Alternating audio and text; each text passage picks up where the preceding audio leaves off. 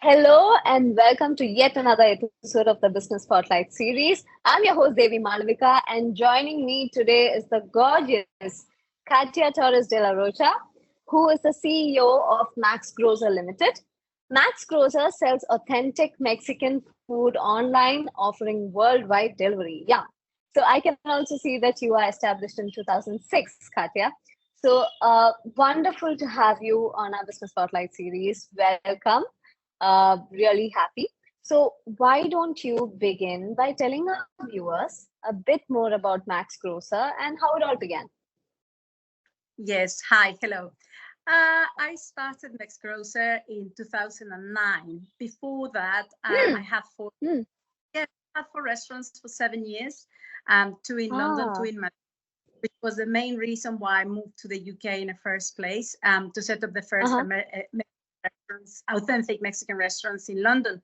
However, Hmm. in 2009, I Hmm. decided to move to the other side instead of Hmm. supply restaurants and also supply Hmm. Mexican online.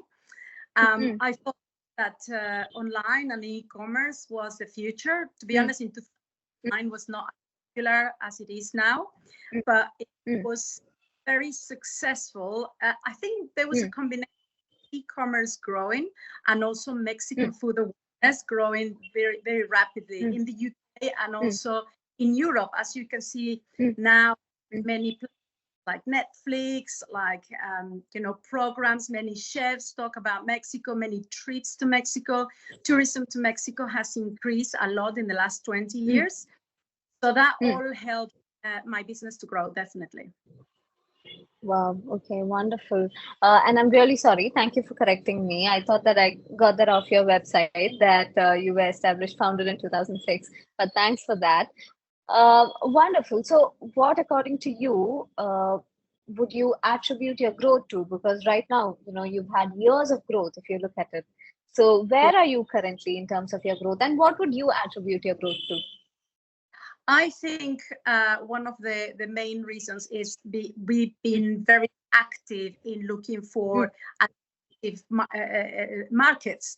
For mm, example, when I started in 2009, I mm. started export to Europe, and Okay. little that exports grew to the Middle East and Mm, some where they couldn't find the authentic Mexican ingredients.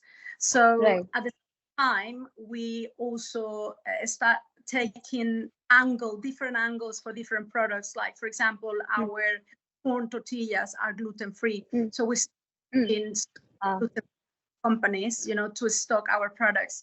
At the same time, because of the regulation, Mexico is banned to import any product with animal origin mm, ingredient.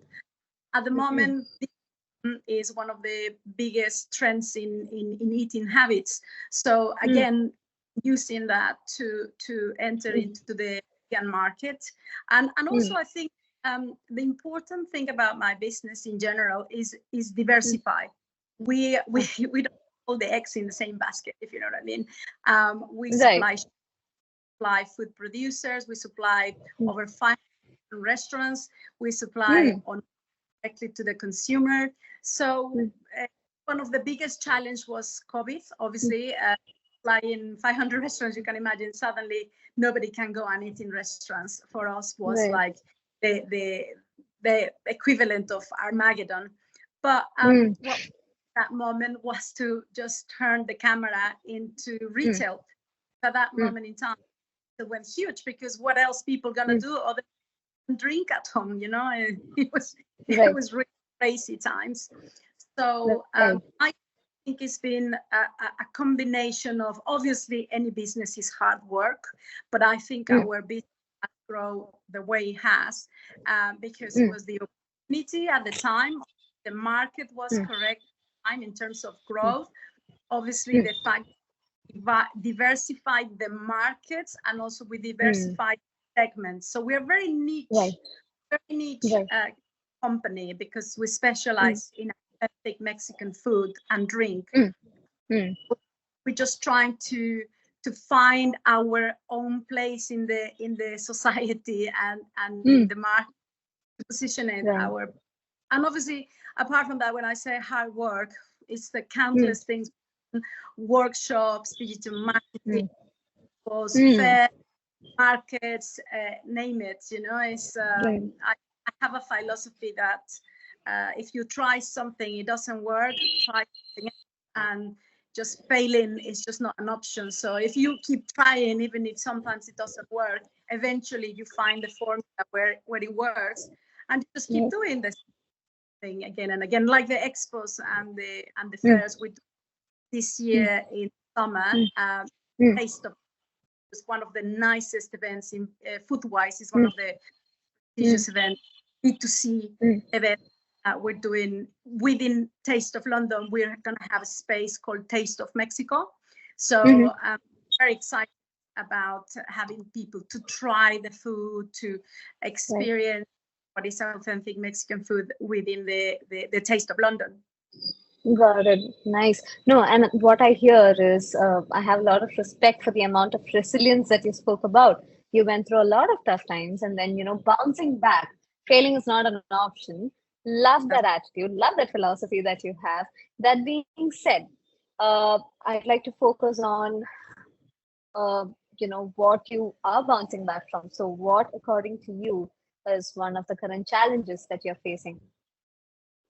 It's been several over the year. I mean, yes, you were right about Max Rosa. Max Rosa was born in 2006.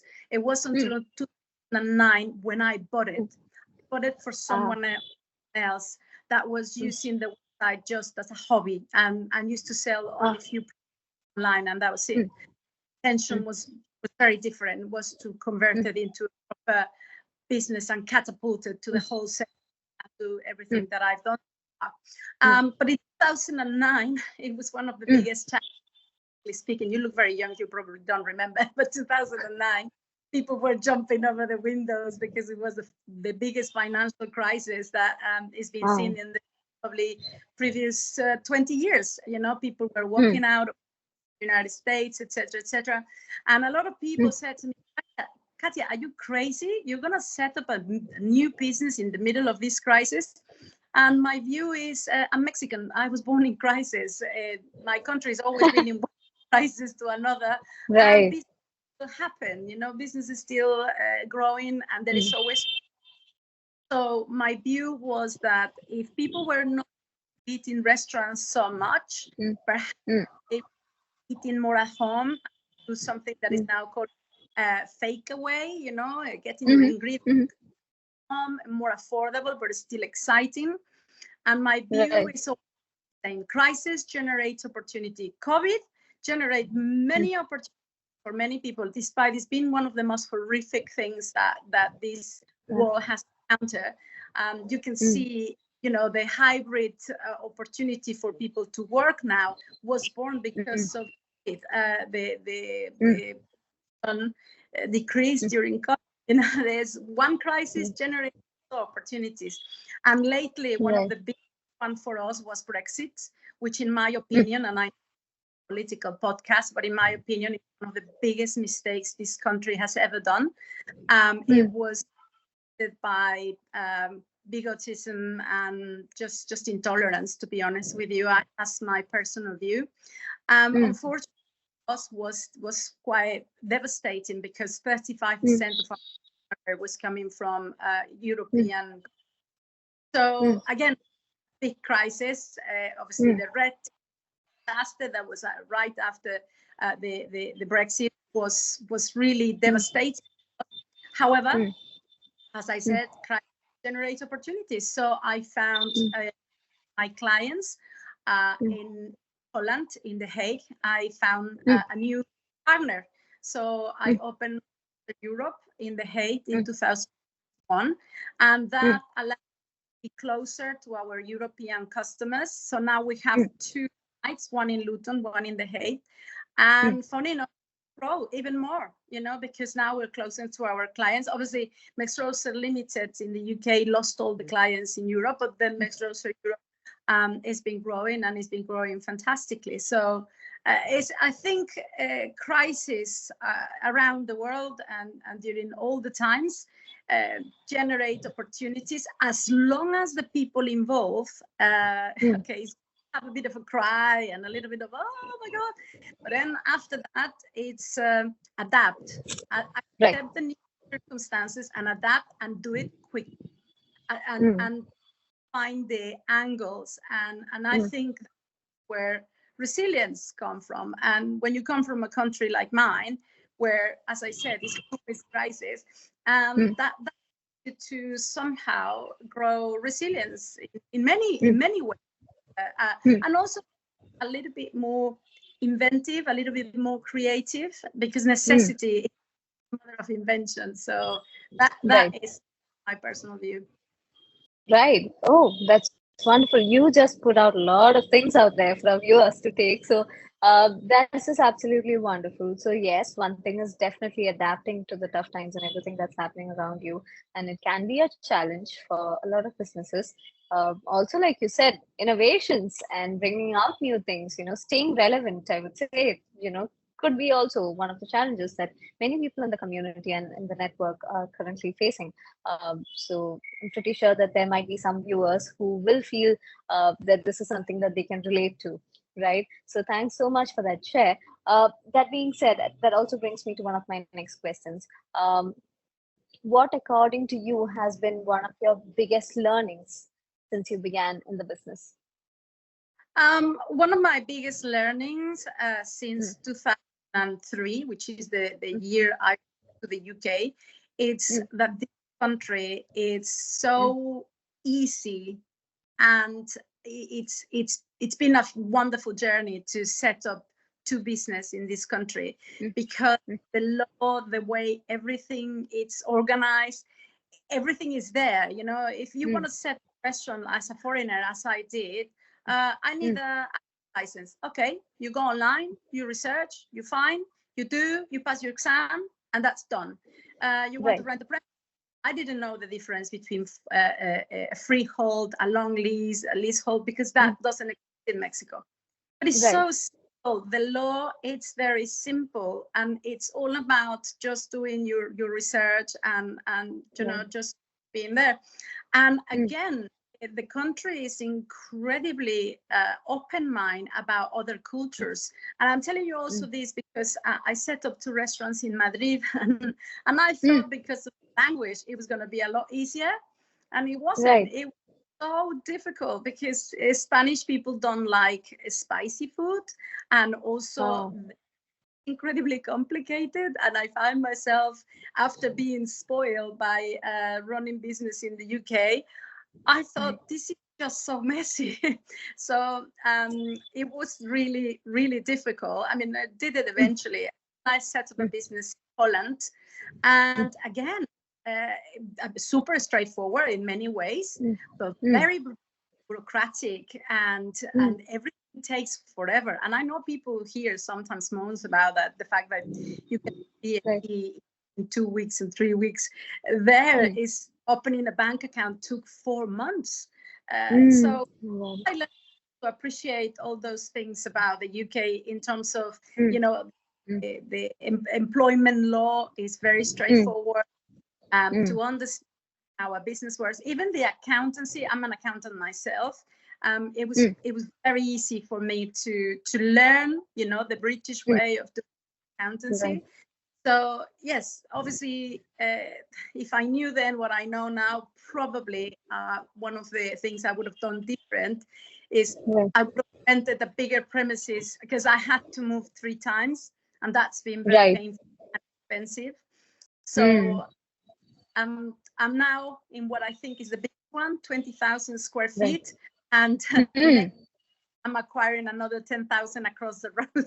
So when I moved to the biggest possible one, it turns out I need a bigger boat. Right. Wow. Well, that, when you just told me about your learnings, I was also thinking of all the experience that you've had setting up different businesses, your analysis of how things are in different places. That takes a lot of experience. You've been to so many places, you've tried business in so many places. So that takes a lot of experience to even speak about it. So that is commendable, wonderful, and thanks so much for sharing that. And I think this would also bring me to one of the last questions that I have in store for you. Uh, how have you been able to manage your personal life with the demands of running the business? Well, not very well, because um, I'm in my fourth marriage, so it's Ah. not a great in that respect. Well, to be honest, Mm, what happened is in Mexico, you get married. mm, Well, not now, but back then. I'm mm, 50 years old here, mm, so when I was in my 20s, you get mm, married. That's what you do. So I married in Mexico twice and married mm. in the UK twice. But now I'm with my current husband for 12 years. So hopefully that'll Oh, be the last. Hopefully. of course. Um, Mm, so yeah, I think as a woman, and mm, I was this last week in International Women's Day. I think as a mm, woman, it's one of the biggest issues in terms of if for example, mm, if you had a baby mm, and have to go to a trip because of your work mm, for 2 weeks and your baby is 1 month old, if he's a man, everybody's like, oh wow, great, you've been sent to Japan for 2 weeks for your work, oh you must be doing mm, something well.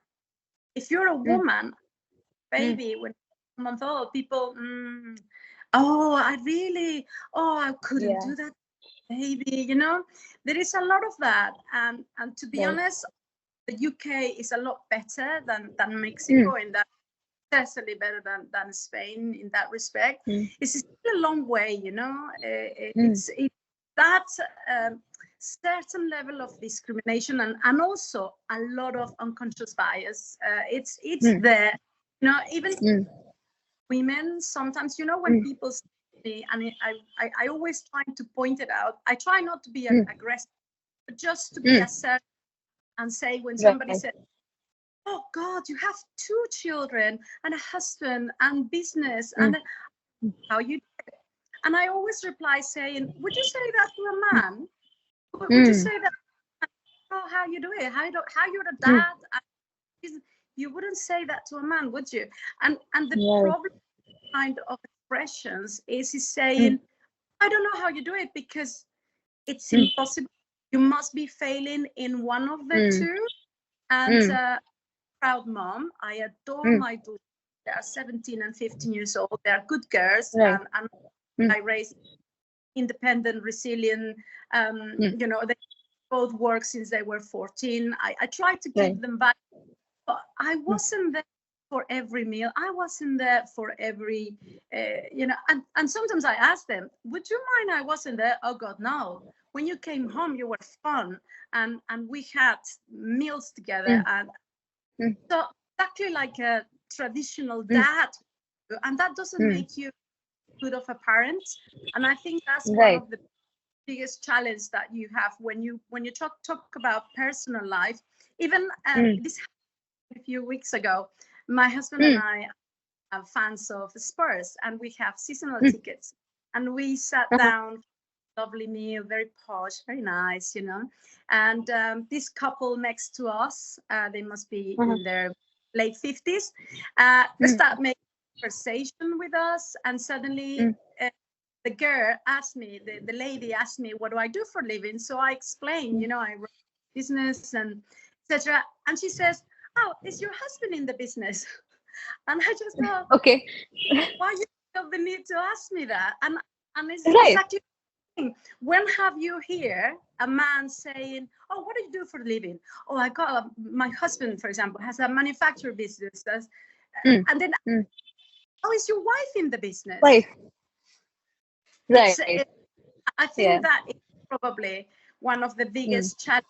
But I don't have a chip mm, on my shoulder being a woman, and not a chip on my mm, shoulder for being a foreigner. I think mm, what I've done with myself in the 20 years I've been living in this country is to mm, find myself in the society, to work mm, hard, prove who mm, I am, mm, and also make sure that it doesn't define me being a foreigner, it doesn't define me being a woman. But I'm also mm, proud both, and again, I think there is still a long way to go for women in business, and I want to see more women running business successfully and doing, and not having the fear of, or this imposter syndrome that happens to many women in business.